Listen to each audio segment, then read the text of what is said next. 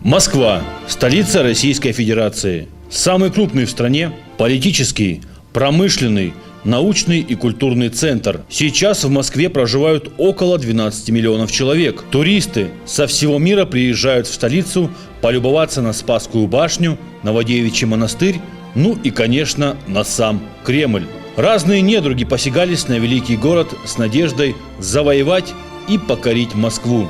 Испокон веков русские воины бились насмерть, стараясь защитить Москву от врагов. Но самая большая битва была в 1941 году с войсками Третьего Рейха.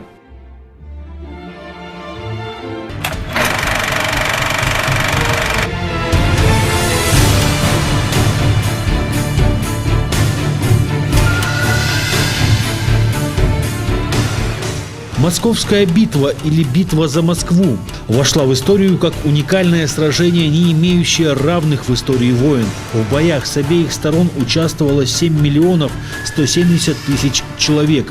Потери огромные. 1 миллион 284 тысячи 600 человек с нашей стороны, 615 тысяч человек с немецкой.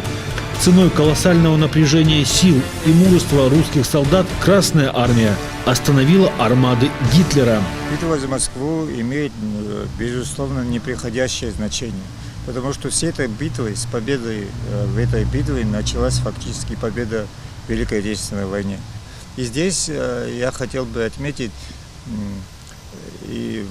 идеологическое обоснование, идеологическая значимость Парада Победы на Красной площади 7 ноября 1941 года, когда менее чем за 30 километров от фронта был проведен парад, и те войска, которые прошли через этот парад, прямым ходом шли на линию фронта. Парад продолжался где-то около часа, насколько я знаю, но он произвел эффект, идеологический эффект неописуемый. После успешного наступления и окружения русских войск Западного и резервного фронтов под Брянском и Вятьмой взятие Москвы для немцев казалось легкой прогулкой. Взять Москву Гитлер хотел уже до наступления холодов.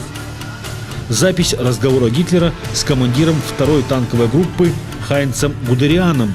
Гитлер, ваши войска способны на крупный прорыв при той боеспособности, которой они сейчас обладают?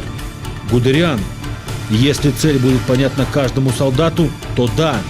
Гитлер: эта цель – Москва.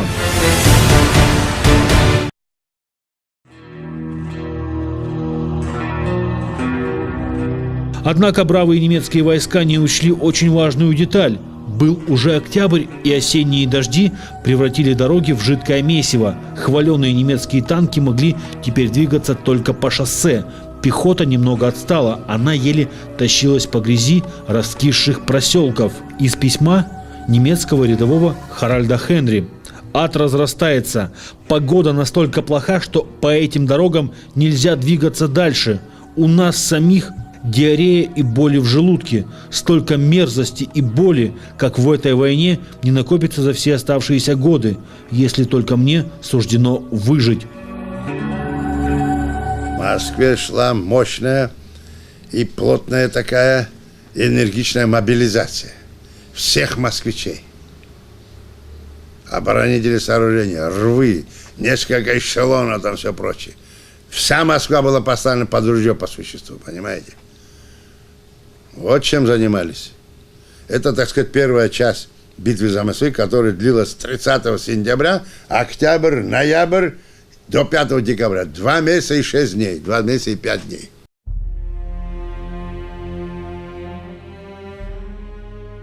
В это время перед немецкими отрядами раскинулась еще одна оборонительная линия – знаменитая Можайская линия обороны. Ее защищали части советских войск, которые формировались для обороны Ленинграда. Однако защита столицы была более приоритетной задачей. Немецкие танки Можайскую оборону прорвать не смогли. Русские бойцы стояли насмерть. Ничего не оставалось, как ждать, пока подойдет пехота. С пехотой пришла зима.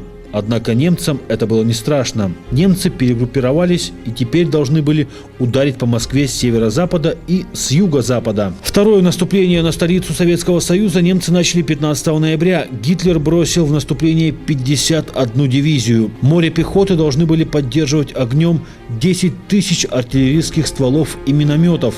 По замерзшим московским дорогам пошли вперед 1000 немецких танков.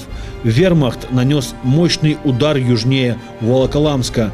Сдерживать атаку предстояло бойцам 16-й советской армии генерала Рокоссовского.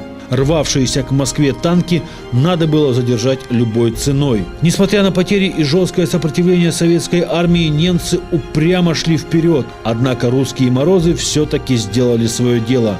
В конце ноября резко похолодало. Солдатам фюрера пришло время узнать, что такое настоящая русская зима. Танковые моторы заводились с трудом. Орудийная смазка замерзала в стволах. Огромный автопарк вермахта превратился в кучу замерзшего бесполезного железа. Немецкая пехота лишилась мобильности.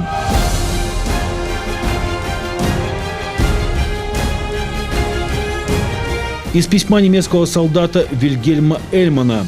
На улице страшный холод. Мы носим в этот ужасный мороз пилотки, и все обмундирование у нас летнее. Я не знаю, что со мной будет завтра. Я уже потерял все надежды вернуться домой. Я думаю, что каждый немецкий солдат найдет себе здесь могилу. Русских победить невозможно. Перед началом второго этапа неожиданно для нашего противника вермахта сибирские дивизии, там не одна была дивизия, и не две, свежие и сибирские, понимаете, мощные, гвардейские.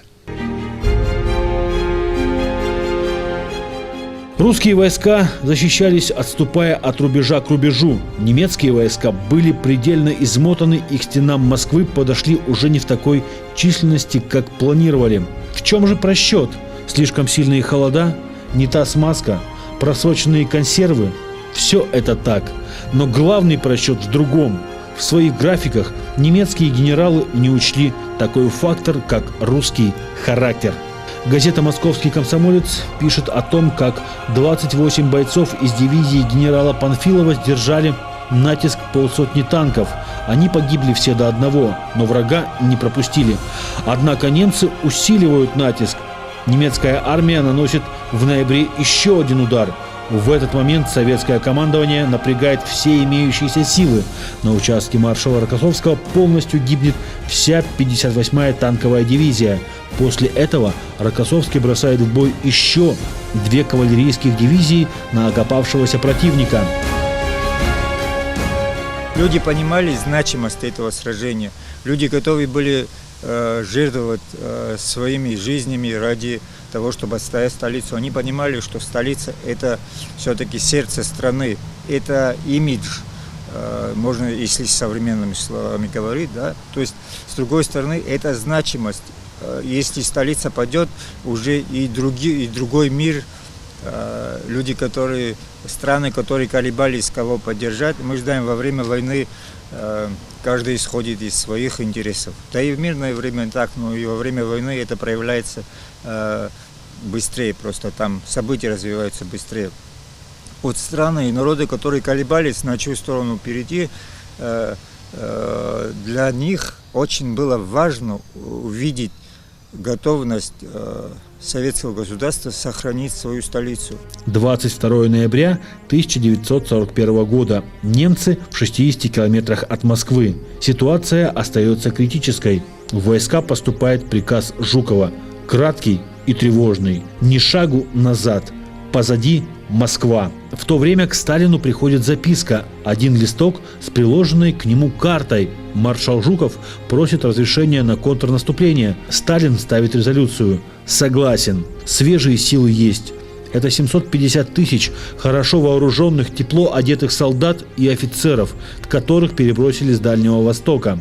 6 декабря 1941 года. Русские войска перешли в наступление. Буквально за считанные дни усилиями 1-й, 16-й и 10-й армий немцев удалось откинуть далеко назад. Фашисты бежали, бросали технику. Общее состояние немецких войск было небоеспособное. Из письма командира 2-й танковой группы Хайнца Гудериана. Несмотря на то, что на пряжке каждого немецкого солдата выбито «С нами Бог», Бог от Великой Германии отвернулся. Это недооценка исторического фактора. Если мы так будем говорить, грубо так говоря, на России, в данном случае на советском государстве, очень многие державы, грубо будет сказано, обламывали свои зубы на России. Исторически так сложилось, что Россию захватить фактически невозможно. В первые дни декабря врага отбрасывают от Каширы и Тулы. В руках немцев все еще Клин, Солнечногорск. Но у русских уже совсем другое настроение. Они идут на запад. Новый 1942 год. Москвичи встречают почти как в мирные времена. На 100 площадках устраиваются елки для детей с концертами, подарками, встречами с красноармейцами. Правда, жители столицы редко могут позволить себе расслабиться. Многие из них на оружейном заводе работают в 2 смены. Все для фронта. Все для победы. Впереди еще 3,5 года войны, но после контрнаступления советской армии под Москвой многим в мире становится ясно: непобедимую немецкую армию можно победить. И Красной армии это под силу. А ныне войска Российской Федерации, обладая еще большей военной мощью, являются гарантом спокойствия во всем мире. Примером этому могут служить российско-абхазские отношения. Дом Москвы в Сухуми является одним из мест для укрепления дружбы 2 государств. Несмотря на всю свою военную мощь, Россия никогда не желала завоевать мир, а просто стремилась к миру. Ведь сильный не тот, кто постоянно воюет, а тот, кто не дает быть в войне. Давайте и мы будем помнить об этом.